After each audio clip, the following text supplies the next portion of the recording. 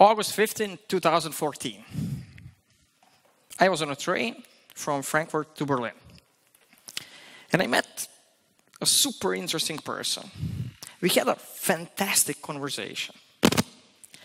And we talked about everything, about books, about physics, about math, about lots of different things. And after some time, after 2 hours approximately, this person asks me, what do you do? And I tell him, I'm an economist. And his first reaction was, but why? You seem smart. Why aren't you something useful, like an engineer or something like that? And then I told him, no, but I'm also astrophysicist because I graduated astrophysics before getting into grad school for economics. And I felt really bad after that conversation.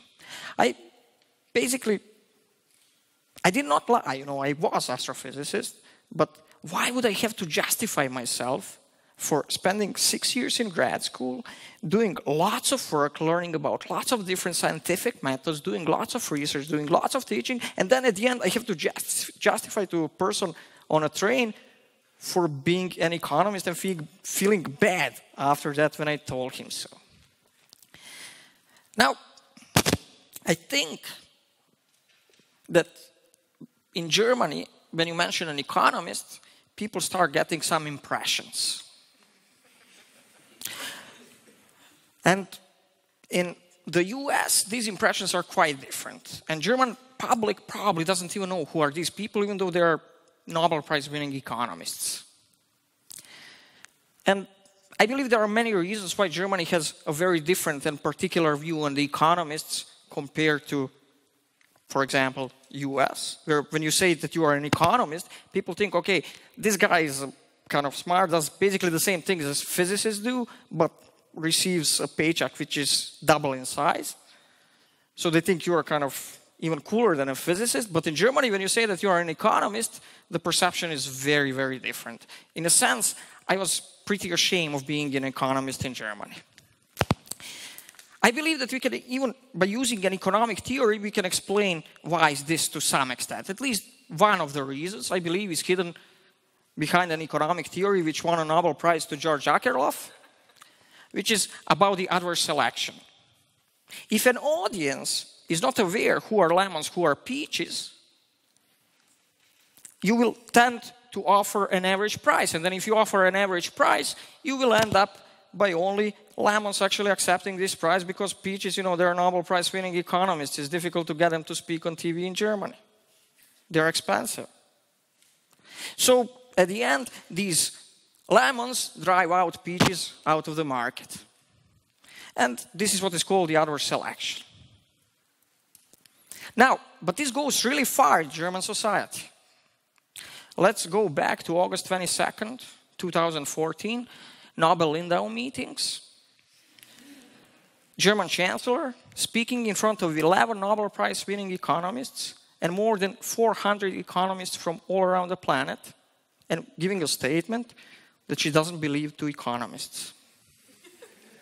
Without getting into too much details, but I believe that one of the reasons is that she doesn't distinguish between lemons and peaches. Now, the goal of this lecture is actually, I will talk about 3 completely different stories. So this is an omnibus of 3 different stories. And in these 3 different stories, I will actually try to tell you what the economics is about. And actually, that it's about the economic methods that people are using, and that it's actually a real hard science, and that by using and developing these complicated scientific tools, economists tend to sometimes at least ask very interesting questions.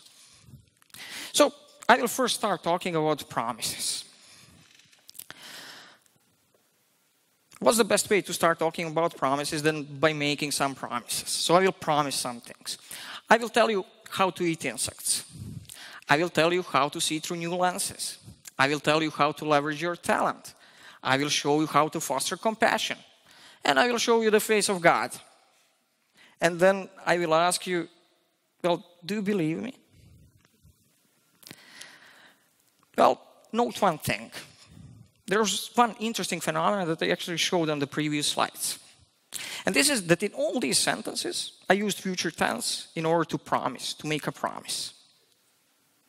Which makes it easy, actually, to analyze in a text.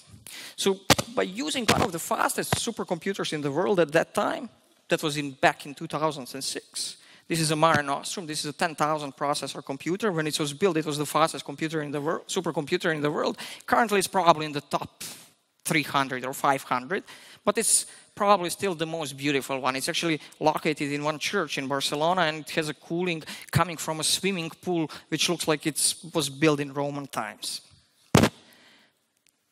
Now, what did I do?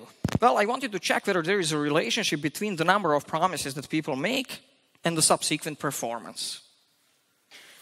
So I basically took all annual reports of all American companies. We are talking about millions and millions of annual reports that companies fill with the Securities and Exchange Commission, and I wanted to see whether companies that promise more do worse or better than those that promise less.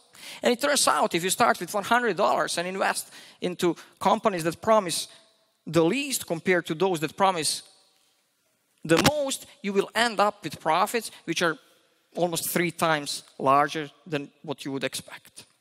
But you know, economic method or finance method does not stop there. Economists know about experiments as well. So what I did is I did an experiment. I selected a group of students, and to these students, I wanted to sell vacations in Caribbean. So basically, I took the advertisements of travel agencies about 2 different vacation packages in Caribbean. And in the control group, I gave them the advertisement that looked kind of similar, and it turned out the students prefer slightly the ad of agency B compared to agency A. So more students would opt for a vacation of agency B. Then in a treated group, what I did is I changed the ad of agency B so that every statement that was made in a past tense was translated into future tense, like a promise. So instead of saying, our customers have enjoyed beautiful beaches, I changed it to, our customers will enjoy beautiful beaches. And what we observe is that students suddenly start disliking, at least large portion of them start disliking the advertisement which is making explicit promises about what's going to happen in the future. But you know, promises are a phenomenon that is not new. Promises exist basically since ever. And there is even a book about the promises in Shakespeare's works. And I think it's actually a good moment to talk about one Shakespearean character, as Bryan Cranston, the lead character of Breaking Bad, recently said. We have lots of Shakespearean characters in politics. And they tend to talk a lot about the future. They tend to make many promises, like, I will make everything great. Everything will be great. Everything will be perfect. I will build a great wall. Everything will be perfect. America will be great again. So can we say something about the outcome of the US presidential elections by looking into promises that American presidential candidates make?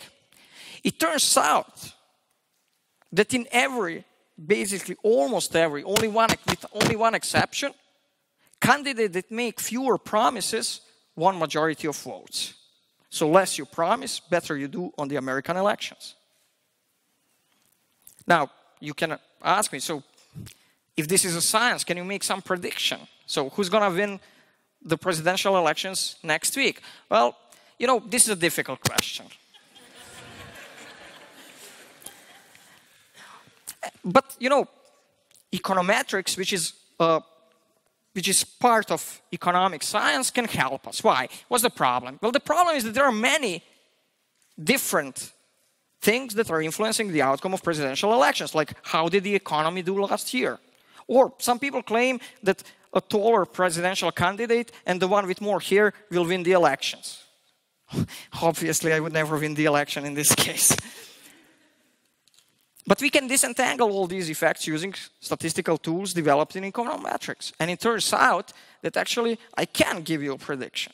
And it turns out that my prediction is that Trump will lose the elections because he's promising a lot more than Hillary does. Because I will make everything great again, everything right.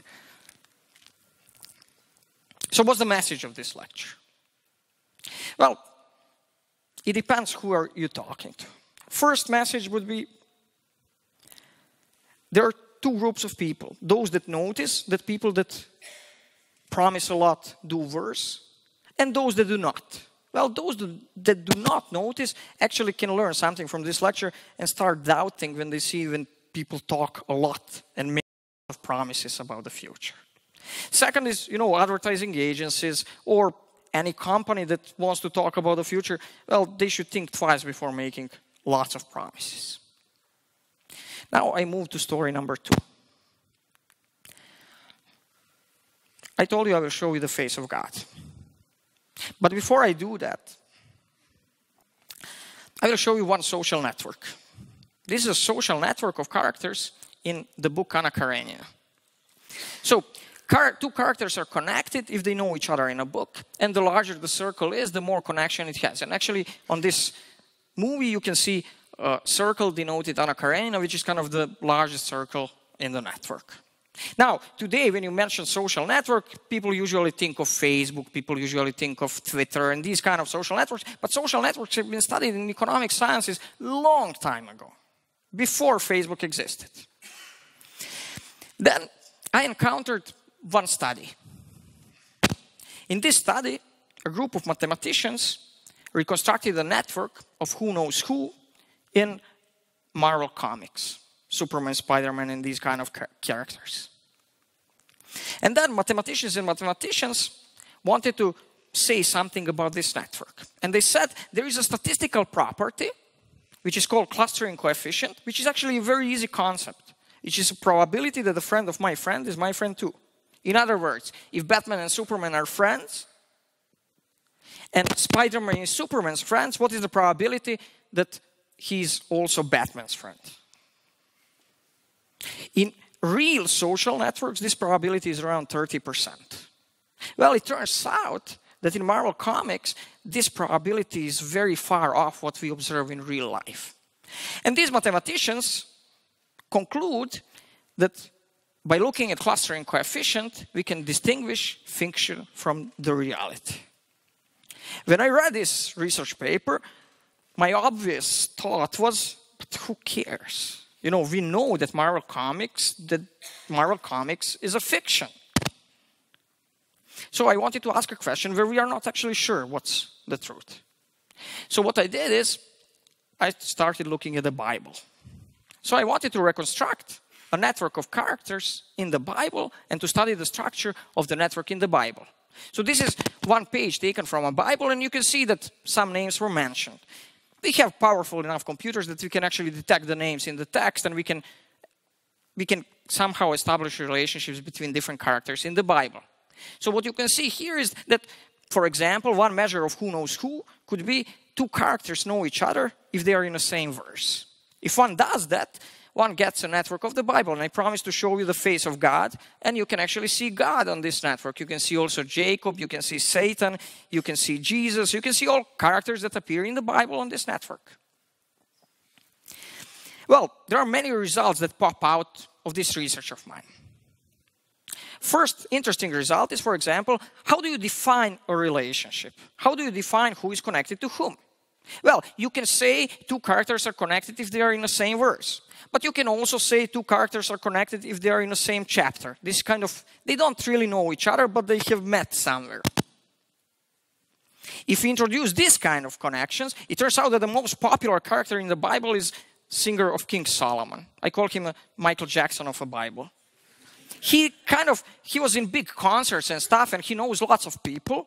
But he knows them only superficially, but then in essence he's lonely, because if you define a relationship more closely, he's basically very, very unconnected, let's say it like that. Now, you can ask me, so is there a God?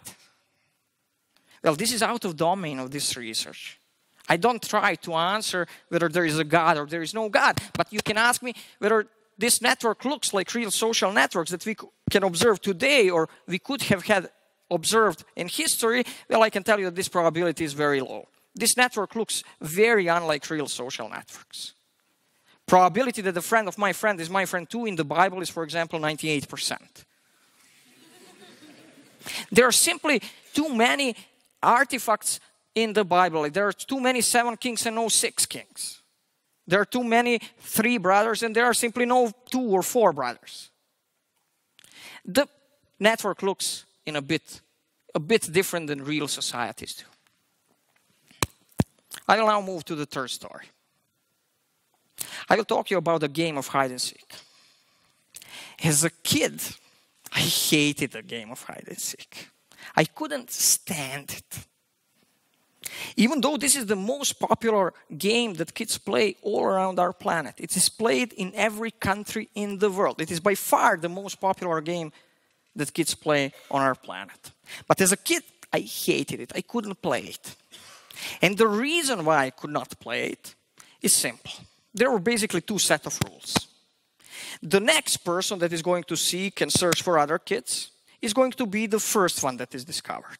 Or, in an alternative set of rules, it would be the last one that was discovered that is going to be the next seeker. Now, I had a problem with that as a kid. And my problem was that first, in the first version, after the first person is discovered, you know, he's the next seeker. Why would you continue playing this game?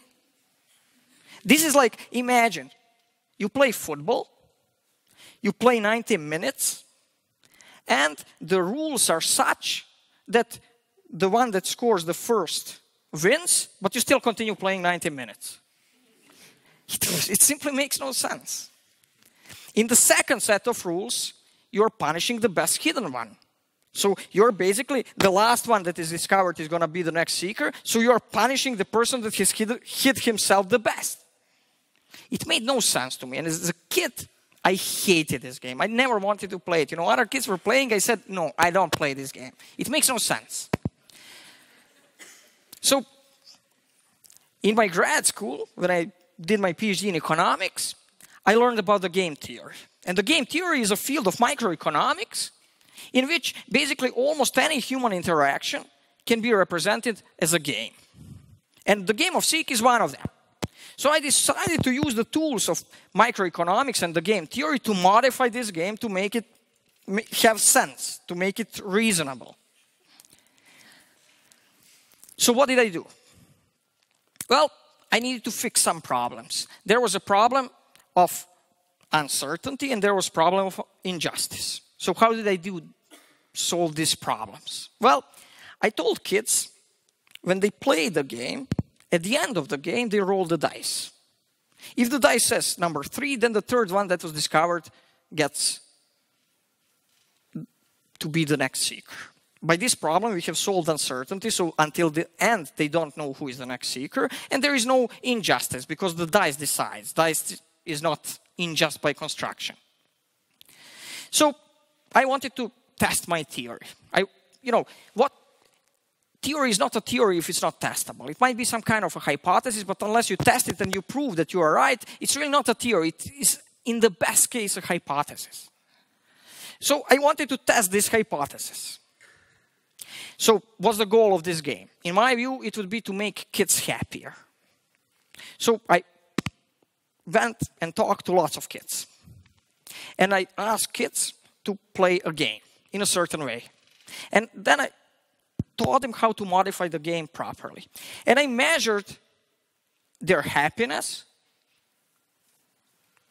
by the old set of rules and by the new set of rules that I gave them with the rolling of the dice. But now, how do you measure happiness of kids? Well, psychologists would probably do some interviews. They would do some kind of questionnaires with kids. And that's fine, I did that. But as an economist, I wanted to have an objective measure of happiness. Now, how do you objectively measure happiness? Well, I'm a father of a kid. And what I have noticed is that when my kid is loud, he's usually happy.